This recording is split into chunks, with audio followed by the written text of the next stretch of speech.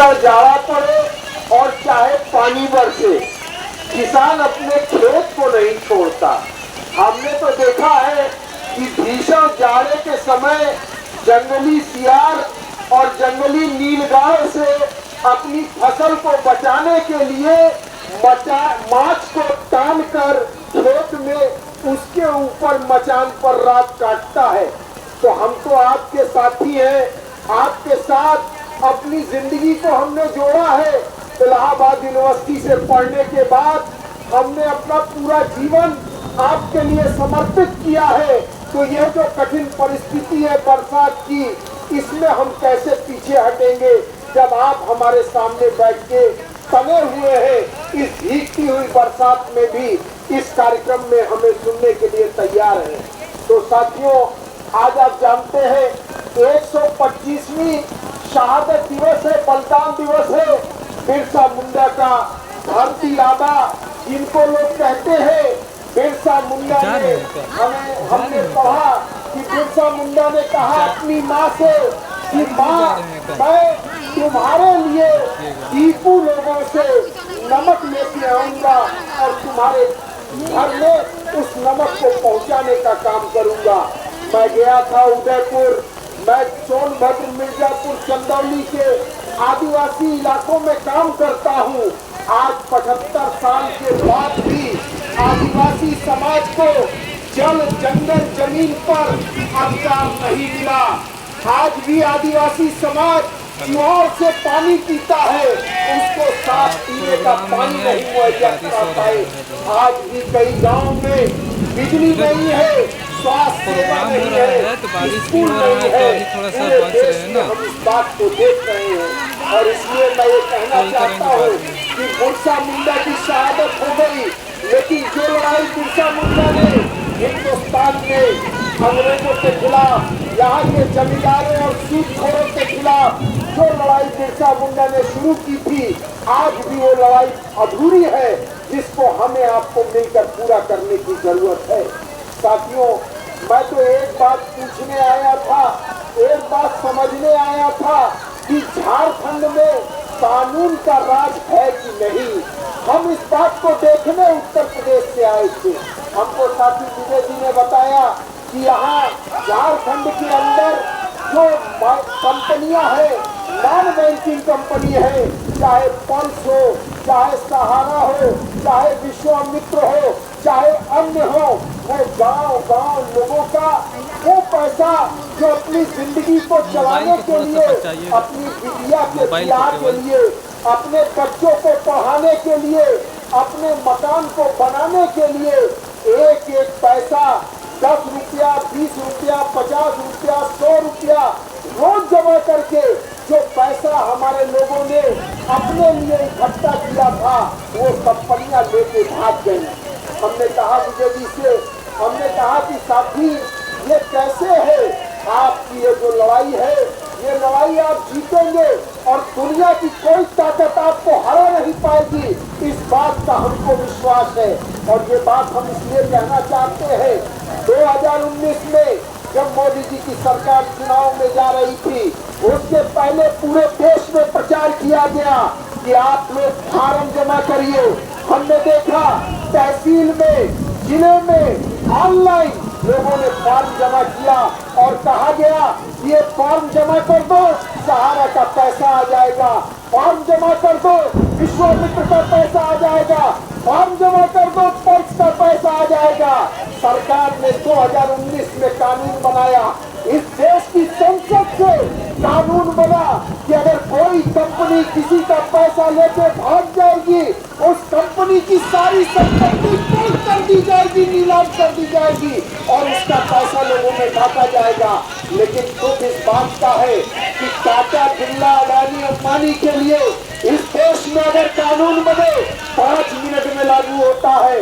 अभी सरकार घोषणा कर दे कि पेट्रोल का दाम बढ़ गया, डीजल का दाम बढ़ गया, आप मोटरसाइकिल लेके जाओ, ट्रैक्टर लेके जाओ, अपनी जीप लेके जाओ, आपको बढ़ा हुआ दाम देना पड़ेगा, क्योंकि उसमें अंबानी का फायदा है, उसमें बड़े बड़े पूंजीपतियों का फायदा है। लेकिन गरीब के लिए अगर कोई कानून बनता है तो उसको 10 खटिया के नीचे रख के सरकार सो जाती है, उसको पूरे दाम में फेंक देती है, उस पर कोई बात नहीं होती। इसलिए आज हमने ये मांग उठाई है कि 2019 का कानून झारखंड में लागू किया जाए। अगर सरकार करेगी तो ठीक है, नहीं तो हाई कोर्ट का दरवाजा खटखटाएंगे, एक लोग का पैसा वापस दिलाएंगे।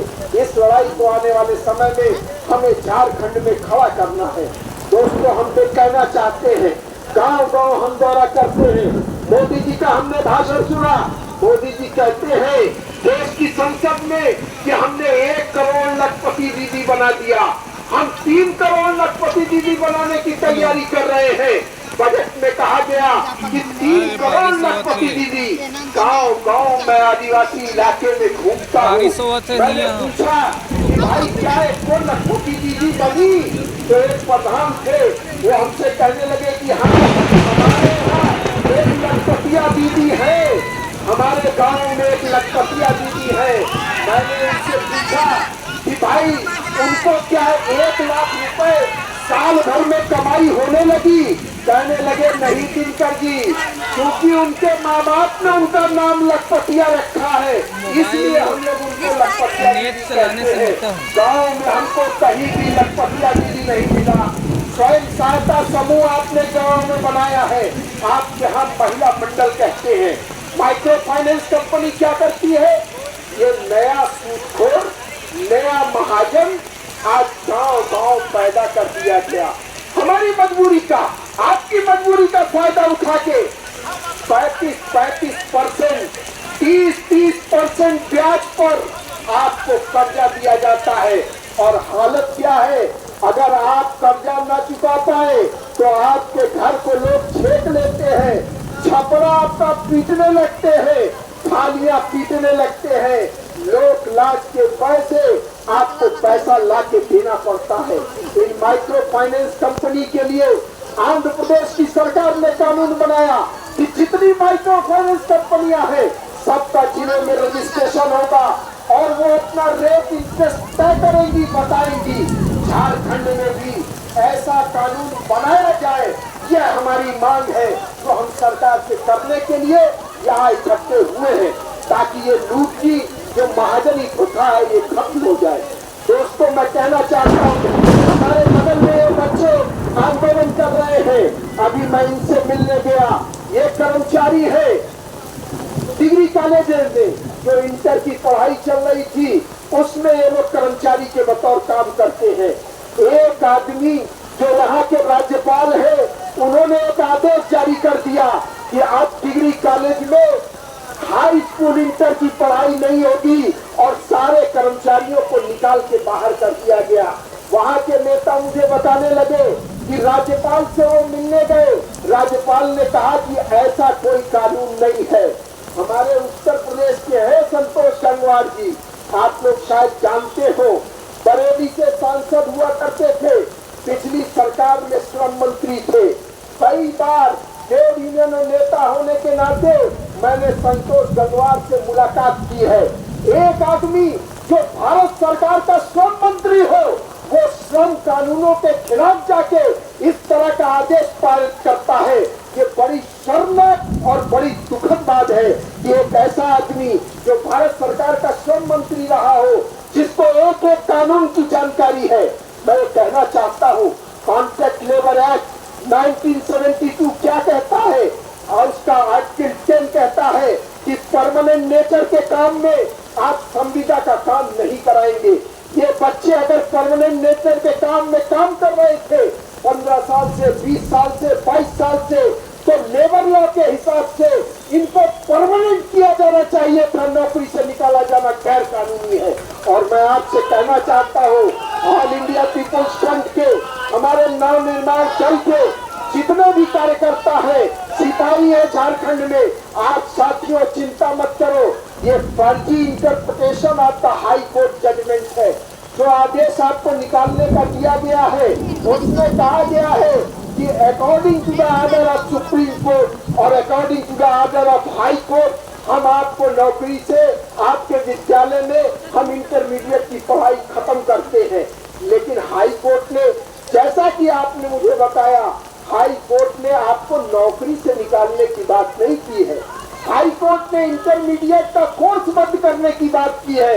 और इसलिए वे कर्मचारी जो किसी महाविद्यालय में पढ़ा रहे थे, हमें तो इस बात का भी दुख है कि आप 26 मार्च को लोगों को निकालने का आदेश करते हैं और 29 मार्च को आप दूसरे लड़कों की भर्ती करते हैं। यह जो गैर कानूनी खेल चल रहा है, ये गैर कानूनी खेल बंद होगा। और जरूरत पड़ी तो आपके आंदोलन के समर्थन में संतोष गंगवार जी से मिलने मैं आपके साथ चलूंगा और आपकी फील्डिंग करूंगा, आपकी बात करूंगा। आप लोग इस बात की चिंता न करें। साथियों, झारखंड राज्य बना था, क्या सोच के बना था, क्या सपना था? पूरी लड़ाई शिबू सोरेन जी के नेतृत्व में, महेंद्र सिंह जो बागोदर से विधायक थे, उनके नेतृत्व में पूरे झारखंड में आंदोलन चला। झारखंड अलग राज्य बनाने के सवाल पर क्यों बना? क्योंकि आदिवासी लोग चाहते थे कि उनकी जल, जंगल, जमीन, उनका खनिज सुरक्षित रहे। क्योंकि आदिवासी चाहते थे कि उनका मान सम्मान, गरिमा सुरक्षित रहे। क्योंकि आदिवासी चाहते थे कि उनका जो टीकू लोग लूट कर रहे हैं, वो टीकुओं की लूट पर रोक लग सके। लेकिन बड़े दुख के साथ कहना पड़ता है कि आज झारखंड लूट का केंद्र बन गया। आप चले जाइए, सरिया से लेकर धनबाद तक कोयला माफिया ऑपरेट कर रहा है। और कोई कोयला माफिया के खिलाफ अगर बोल देता है तो उसको गोली से उड़ा दिया जाता है। इसके असंख्य उदाहरण है। वहाँ के बड़े पत्रकार, हाई कोर्ट के वकील और यहाँ तक कि महेंद्र सिंह थोड़ा सा इधर हो जाइए, उन कोल माफियाओं का हाथ था, ये दुनिया जानती है। आज हालत ये है कि हमारा अपवर्क, हमारा बॉक्साइट, हमारा लौह कौड़ी के मोल हमारे इलाके से जा रहा है। और आपको क्या मिला? जो झारखंडी है, जो आदिवासी है, जो दलित है, जो पिछड़े हैं, जो गरीब है, जो गांव में है, उनको क्या मिला? उनको मिला विस्थापन और उनको मिला पलायन। झारखंड से भाग के वो दूसरे राज्यों में काम कर रहे हैं। मैं देख रहा था झारखंड सरकार की रिपोर्ट, नीति आयोग की रिपोर्ट में देख रहा था। नीति आयोग की रिपोर्ट में कहा गया कि झारखंड का जो पैसा बैंकों में आपका जमा है, उसका जानते हैं 49% दूसरे प्रदेशों में चला जा रहा है। गुजरात चला जा रहा है, कर्नाटक चला जा रहा है, तमिलनाडु चला जा रहा है, दिल्ली चला जा रहा है। आपके इलाके से सिर्फ मजदूर नहीं पलायन कर रहा, आपके इलाके से सिर्फ मजदूर महिला नहीं पलायन कर रही, आपके इलाके से पूंजी का भी पलायन हो रहा है।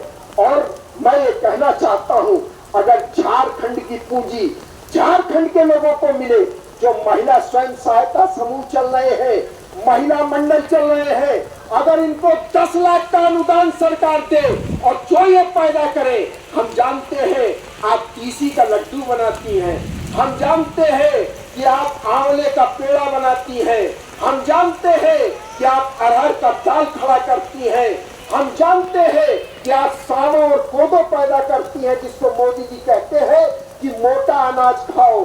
ये झारखंड के गांव गांव में पैदा होता है। अगर महिलाओं को अनुदान मिले और उनको दोना पत्ता से लेके, सिलाई मशीन से लेके, मोमबत्ती और साबुन बनाने के कारखाने बना दिए जाए और उसका उत्पाद सरकार उनके बाजार की गारंटी कर दे। ईमानदारी से कहना चाहता हूँ, एक लड़का झारखंड छोड़ के बाहर नहीं जाएगा, सब लोग यहीं रहेंगे अपने बाल बच्चों के साथ। हम गांव गांव घूमते हैं, मेहरारू घर में है और मालिक फरार। काहे? क्योंकि मालिक अगर जाएगा नहीं दिल्ली, मालिक अगर जाएगा नहीं गुजरात, तो उसकी कमाई नहीं होगी और गांव में जो खेती किसानी है उससे पेट हमारा पुराता नहीं है। सरकार कहती है कि हमने 5 किलो अनाज दे दिया और 5 किलो अनाज दे के हमने सबको माला माल कर दिया। आदिवासी इलाकों में घूमो नरेंद्र मोदी जी, आदिवासी इलाके में घूमो अमित शाह जी, आदिवासी इलाके में घूमो बाबूलाल मरांडी साहब, बड़ी बड़ी गाड़ियों में नहीं, जरा पैदल घूम के आदिवासियों में सर्वे कर लो।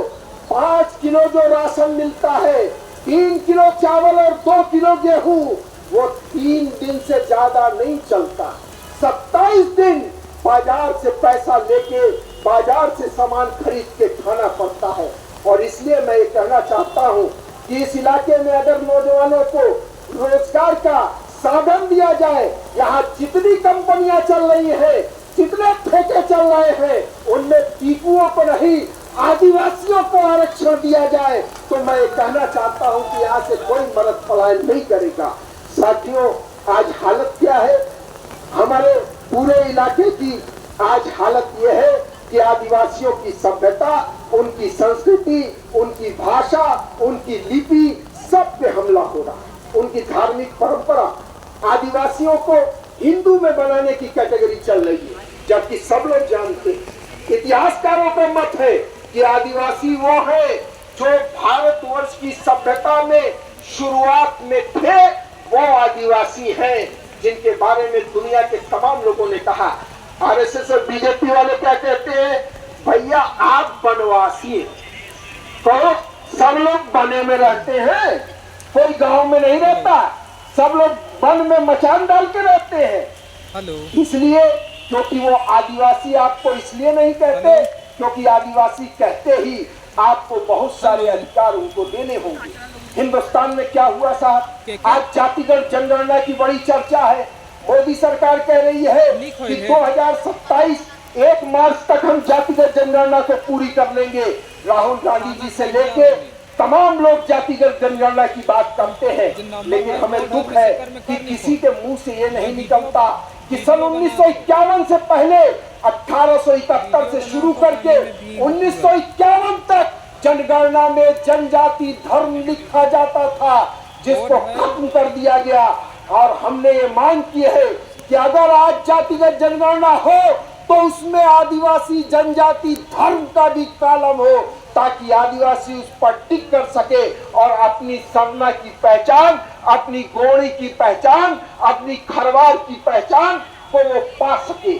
हम ये कहना चाहते हैं सरकारी नौकरियों में नॉट फॉर सुटेबल एक कैटेगरी बन गई। आदिवासी की सीट आती है, लिख दिया जाता है एनएफएस नॉट फॉर सुटेबल, कोई योग्य नहीं पाया गया और वो सीट चली जाती है दूसरी बिरादरी के लिए।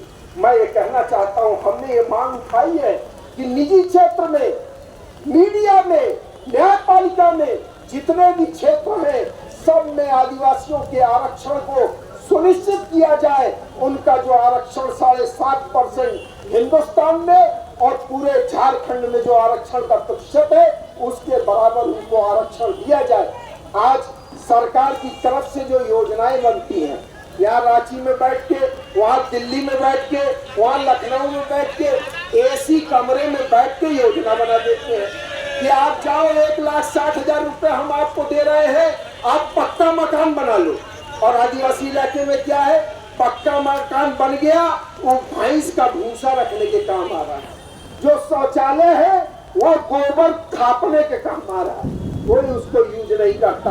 हम ये कहना चाहते हैं, दिल्ली में बैठ के नहीं, रांची में बैठ के नहीं, लखनऊ में बैठ के नहीं, जो स्थानीय आदिवासी की दिनचर्या है, जो उसकी संस्कृति है, सभ्यता है, उसका पर्यावरण है, उसके हिसाब से उसके लिए आवास से लेकर तमाम योजनाएं बनाई जाए। दिल्ली लखनऊ से योजनाएं बनाने का काम नहीं चल सकता और इस बात को हम राष्ट्रीय स्तर पर उठा रहे हैं। और अंत में मैं आपको सूचना देना चाहता हूँ, पूरे देश में जितने भी देश भर के नौजवान हैं, उन सबों ने, आप धरती वाले नौजवान साथियों से भी कहना चाहता हूँ, देश भर के नौजवान संगठनों ने मिलकर देश में रोजगार अधिकार अभियान चलाया हुआ है, जिसमें उन्होंने ये बात उठाई है कि देश में जो 1 करोड़ पद रिक्त हैं, उन रिक्त पदों पर तत्काल भर्ती की जाए, संविदा निविदा की प्रथा खत्म की जाए और परमानेंट रोजगार दिया जाए।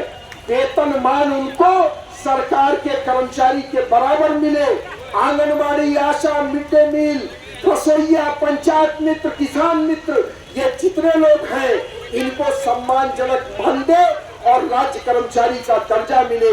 हम लोगों ने उस रोजगार अधिकार अभियान में मांग की है कि हर नागरिक के गुणवत्तापूर्ण शिक्षा, स्वास्थ्य की गारंटी हो, हर नागरिक के लिए सम्मानजनक जीवन, डिग्निफाइड लाइफ जो आर्टिकल 21 में कॉन्स्टिट्यूशन में कहा गया है, जो प्रस्तावना में संविधान के कहा गया है, वह सम्मानजनक जीवन लोगों को मिले। और इसके लिए सरकार कहती है कि पैसा कहां से आएगा, तो इसको भी लोगों ने बताया है कि देश के अगर 200 पूंजी घरानों की संपत्ति पर टैक्स लगा दिया जाए और काली पूंजी की अर्थव्यवस्था को कंट्रोल कर लिया जाए, तो ईमानदारी से कहता हूं 48 लाख करोड़ का बजट है मोदी जी की सरकार का। 48 लाख करोड़ रुपया और जुड़ जाएगा, हर आदमी को शिक्षा मिल जाएगी, हर आदमी को रोजगार मिल जाएगा, हर वृद्ध को। ये 25 रुपए का झुंझुना नहीं, ये जो 2500 रुपए का महिलाओं को झुंझुना फैलाए हो, 500 रुपए किसान को दे रहे हैं, एक जेब से 500 दे रहे हैं और दूसरी जेब से 2000 निकाल दे रहे हैं। इधर 2500 दे रहे हैं, उधर गैस का दाम बढ़ा के, राशन का दाम बढ़ा के उसको निकाल दे रहे हैं। तो ये भीख नहीं, खैरात नहीं, हमको अधिकार चाहिए। इस बात को बुलंद करने के लिए ऑल इंडिया पीपुल्स फ्रंट ने यह पीड़ा देश में उठाया है। हम उम्मीद करेंगे कि झारखंड के भी साथी इस रोजगार अधिकार अभियान का हिस्सा बनेंगे और आने वाले समय में आईपीएफ के साथ भी वो खड़े होंगे। हमारा झंडा आपके सामने है, लाल और पीला हमारा झंडा है। लाल आप जानते हो मजदूरों का झंडा है, और पीला किसका है? बड़ा देव का झंडा है, बुद्ध का झंडा है, आदिवासी समाज का झंडा है, सरना का झंडा है। इन दोनों झंडे को मिला के हमने आईपीएफ का झंडा भी बनाया है और उम्मीद करेंगे कि आने वाले समय में झारखंड नवनिर्माण दल के हमारे साथी आईपीएफ के साथ मजबूती से खड़े होंगे और झारखंड आने वाले समय में एक लोकतांत्रिक राजनीति का गढ़ बनेगा, केंद्र बनेगा। इसकी तैयारी हमें आपको मिलकर करनी है। आप सब ने मुझे इतनी देर तक सुना, आप सबको बहुत बहुत धन्यवाद। आप सबको नमस्कार। धन्यवाद कपूर जी को। और अब समाप्ति की घोषणा हो इससे पहले मांग पत्र